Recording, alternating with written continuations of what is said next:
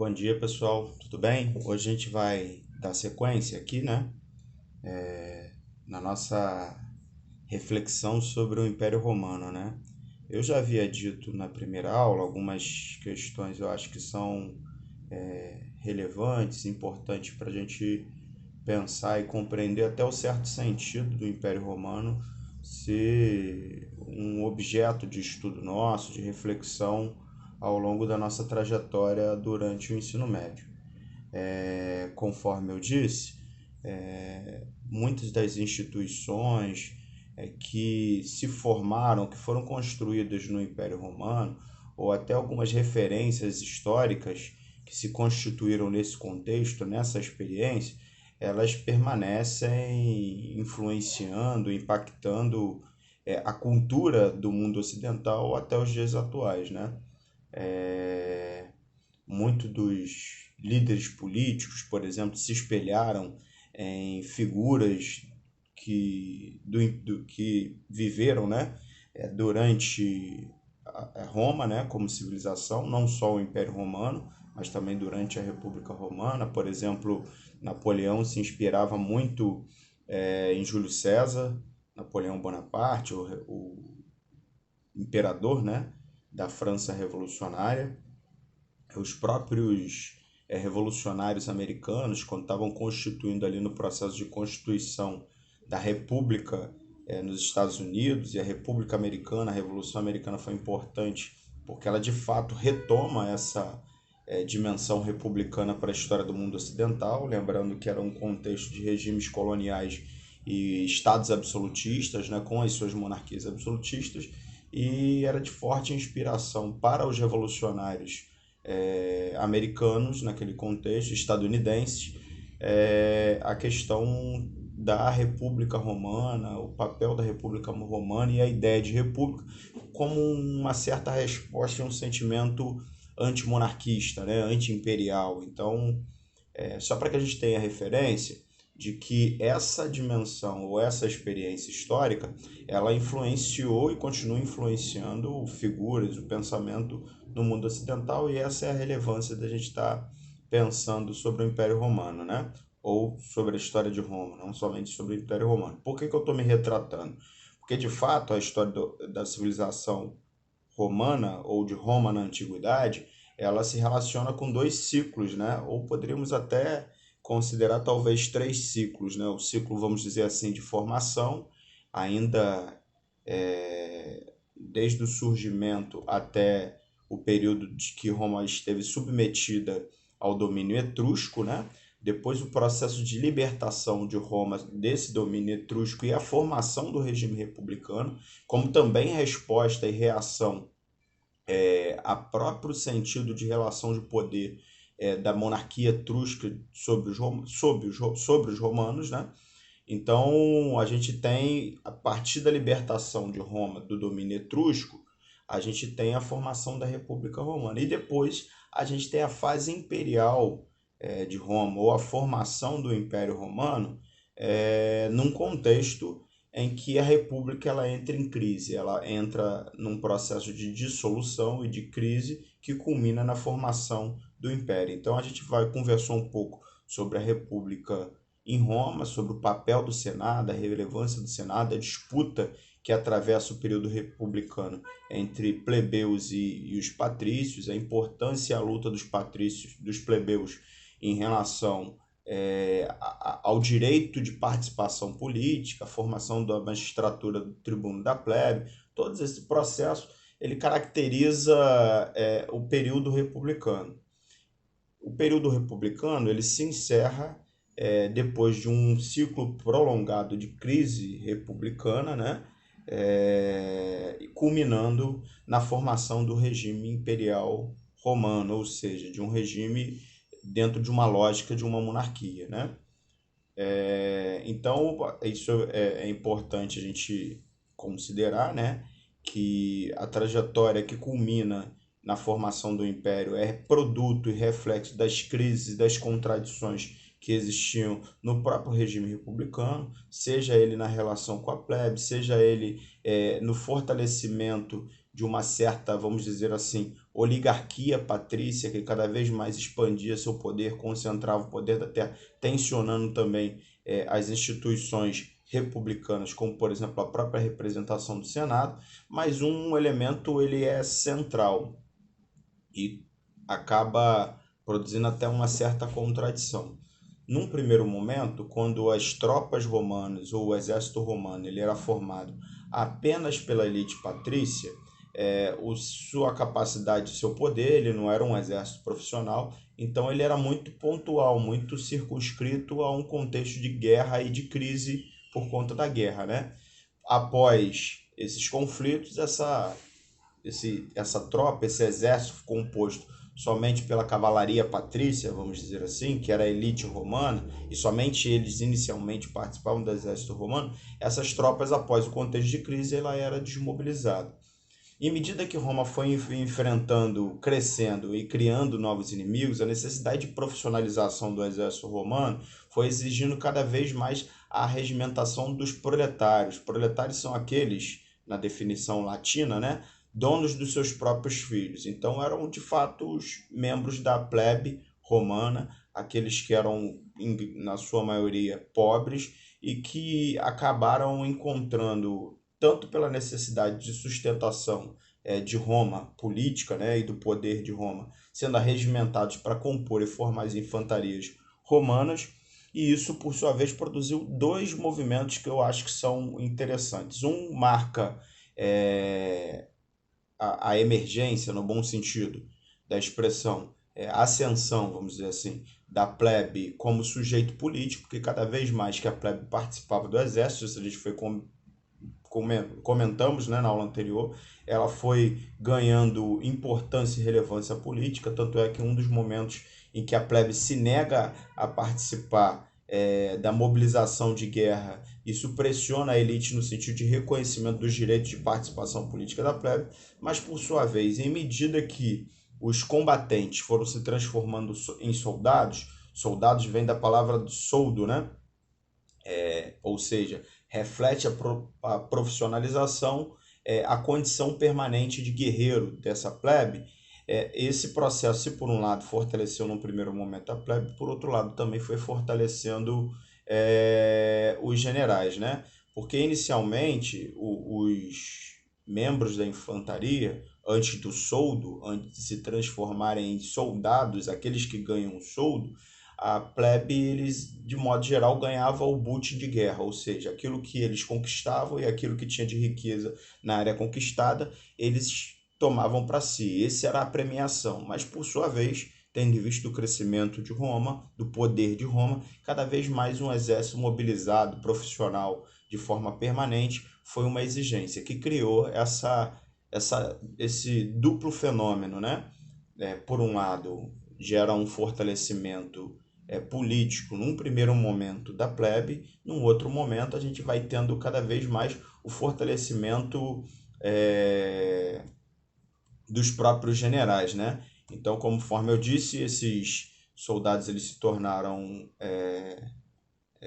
profissionais e os generais, eles por terem uma relação de convivência e também por prometerem, por estabelecerem uma relação de expectativa para esses soldados de melhoria das suas condições, de aumento da sua riqueza, cada vez mais eles foram se tornando líder de forma não somente militar, mas também política. Então, cada vez mais esses generais eles vão participando e interferindo na política romana. Ou seja, aquilo que inicialmente, sobretudo no período republicano, era uma prerrogativa, uma responsabilidade do Senado, uma atribuição das magistraturas, né, do pretor, do cônsul, que era do próprio tribuno da plebe, que era prerrogativa das magistraturas e das instituições republicanas, cada vez mais vai sendo contaminada e disputada, melhor dizendo, pelos próprios líderes militares, né? Pelos próprios generais. Então isso vai construindo uma certa tensão no processo republicano e isso demonstra o quão o processo da República, com suas próprias crises, tiveram também outros elementos que agravaram essa condição, né? Então, tem um certo paradoxo, né? Uma certa contradição, porque em medida que Roma ia se fortalecendo e aumentando a necessidade de fortalecimento, de profissionalização do seu exército, da República Romana, o exército da República, a República ia se fragilizando porque o seu exército ia ganhando um certo protagonismo, um certo perfil político que no sentido republicano não cabe ao exército, né? Então, isso foi um processo que marca a história republicana e que culmina com a dissolução é, é, da República Romana e a formação do regime imperial como resposta à crise enfrentada pela República. Nesse processo, uma figura muito importante foi a figura do Júlio César. O Júlio César ele nunca foi imperador de Roma. Ele foi, na verdade, um líder militar, membro de uma família patrícia muito tradicional de Roma, então ele já fazia parte da elite e ele era um general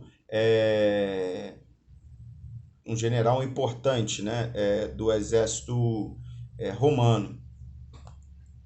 Então, o que eu queria também pegar é que eu acho que é importante o seguinte, que antes do Júlio César ele garantir a sua condição de ditador, que era um tipo de magistratura importante dentro do regime republicano, aquele que dita as regras, aquele que define, era uma magistratura, o ditador ele era eleito pelo Senado. César foi, em algum momento, um dos ditadores de Roma, porque conformou um triunvirato com Pompeu e com Crasso, né? Outros também eram também generais. Então, num contexto de crise, primeiro que Roma vinha de um longo ciclo de ditaduras, ou seja, em que o Senado elegiam os ditadores. A magistratura do ditador, de modo geral, era um tipo de magistratura criada quando o próprio Senado não conseguia, a República não conseguia resolver os seus problemas, as suas contradições. Então elegia um ditador como forma de definir uma certa normalidade, uma certa estabilidade. Então antes do Pompeu e do Crasso tinha o Caio Mário, né? E o Silas, né? Que também era um outro ditador anterior ao período que Júlio César se colocou como ditador. Quando chega Júlio César, ele exerce o triunvirato junto com Pompeu e com Crasso, né? Que eram outros generais e formou um triunvirato, ou seja, três ditadores estabelecendo o governo da República Romana. Lembrando que Roma ela ainda era uma república, né? Então, ao mesmo tempo que César ele era um ditador eleito pelo Senado como ditador romano, o Senado ele continuou tendo seu funcionamento como um espaço de participação e discussão política da elite patrícia. César ele foi combater em outras regiões, né? Então é um período também, coincide, como um período de grande expansão do poder de Roma, ainda no contexto de república, e César ele se destaca como um grande estrategista militar, como o principal general romano, né? Isso vai dando grande notoriedade, vai dando grande fama, vai dando grande ambição também pelas próprias conquistas de poder para César, né? Para Júlio César. Ele conquista a sua principal vitória, né? Foi a conquista da Gália, onde seria a França hoje. Então, quem já viu Asterix e Obelix, aqueles personagens dos quadrinhos, né? O Júlio César, ele vence e derrota os gauleses, né?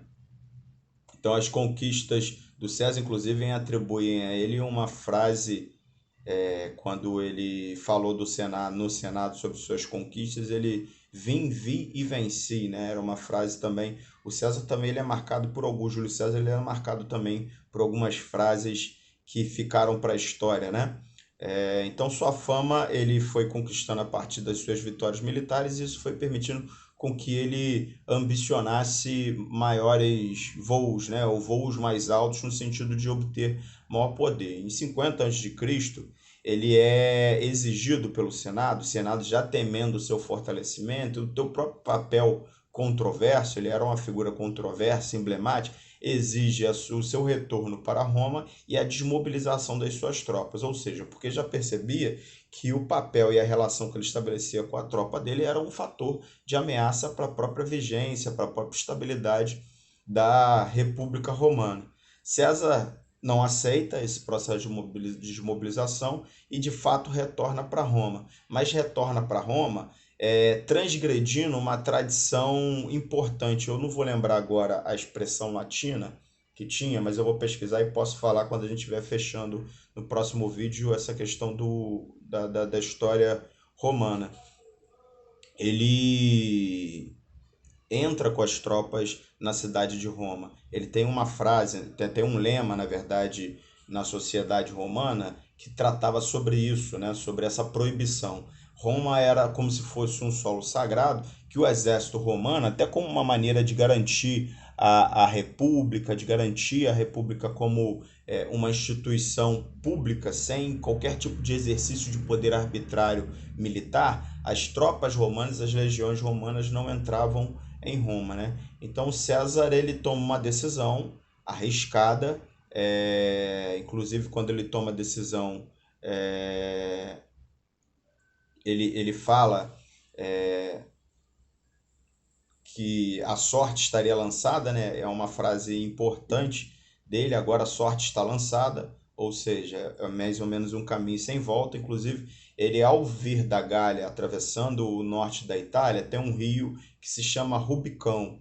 Esse rio, ele define, vamos dizer, o território tradicional romano, né? E quando ele atravessa o Rubicão, ele enuncia essa frase, né? A sorte está lançada.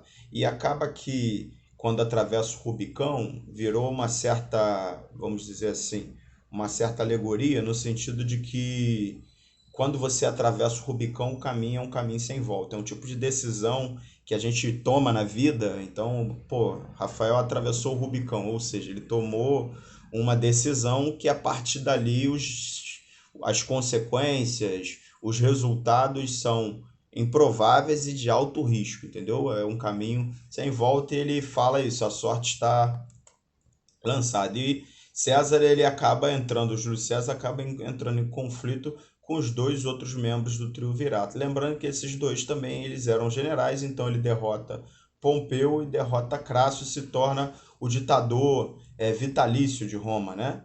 Ele tem uma história controversa com Cleópatra, ele mata o irmão da Cleópatra, coloca a Cleópatra como rainha do Egito. O Egito fazia parte de um império, vamos dizer assim, ou de um reino, uma monarquia submetida, um estado vinculado, né, à ideia de Império Romano. A ideia de império também lida muito com isso, com o exercício de um poder em que ele estabelece uma relação de autonomia relativa para os seus governados, os seus submetidos. Então, Roma ele incorpora estados federados e participam do Império Romano. E o Egito constituía esse papel em relação a Roma, tinha um papel estratégico também no sentido de abastecimento de trigo. E César, isso cria também uma certa controvérsia, uma certa tensão em relação às tradições romanas, porque ele se envolve com Cleópatra e tem uma relação afetiva com ela que gera um certo desconforto. E ele se torna o ditador vitalício, isso também criando uma série de conflitos com a elite patrícia, porque ele assume uma conduta de concentração do poder e de fortalecimento da sua figura, o que gera ciúmes, ambições, conspirações, e isso se dá no processo. Embora César, inegavelmente, Júlio César, tenha sido muito hábil politicamente, né? Ele tenha sido uma figura muito importante, mas ele não chegou a ser imperador. Ele, na verdade, radicaliza um processo de crise que já estava em vigência, vamos dizer assim, já se apresentava na República Romana, e a crise que leva ao vácuo de poder criado por César leva com que o resultado final culmine no Império. César, em 44 a.C., depois de derrotar Pompeu, ele fica um curto período à frente do governo de Roma, né? ele é assassinado no Senado, inclusive pelo seu enteado, né? Em tese enteado, não chegava a ser enteado, que era o Brutus, e outra frase que também ficou marcada na história como símbolo de traição, né? É até tu, Brutus, quando ele é assassinado no Senado, sofre diversas facadas pelos senadores dentro do Senado, ele ele é assassinado e ele enuncia, né, profere essa frase até tu, Brutus. Quando César morre, o vácuo de poder faz com que os generais alinhados a César comecem, e os líderes alinhados a César comecem a numa disputa no sentido de sucessão. Entre eles tem o Marco Antônio, que era um importante general é, ligado a César, que depois também se relaciona com Cleópatra, inclusive quando ele morre, Cleópatra se suicida, né? Aquela cena da cobra. E o outro era o seu sobrinho Otávio, que se torna e derrota Marco Antônio e se torna o primeiro imperador, se autoproclama como o primeiro imperador de Roma. Então é a partir e pós Júlio César, e o papel político de Júlio César, como estrategista, como líder militar, como líder político, que a gente tem um processo de formação, de crise definitiva da República Romana, e como resposta e resolução ou superação dessa crise, a gente tem a formação e a abertura do ciclo histórico em Roma, da história de Roma, que é marcada pelo regime imperial. Então Roma vai tendo uma série de imperadores, uma sucessão de imperadores, outros uns bem-sucedidos, outros bem-sucedidos, outros não, mas isso a gente tem ao longo da caminhada da trajetória de Roma. Na próxima aula eu vou tratar um pouco mais sobre o regime imperial, não tanto sobre essa transição, e sobre a crise de Roma que culmina com a dissolução do Império Romano. E aí a gente já começa a se aproximar da Idade Média. Beleza, galera? Vou passar um pequeno exercício e a gente vai se falando. Um grande abraço.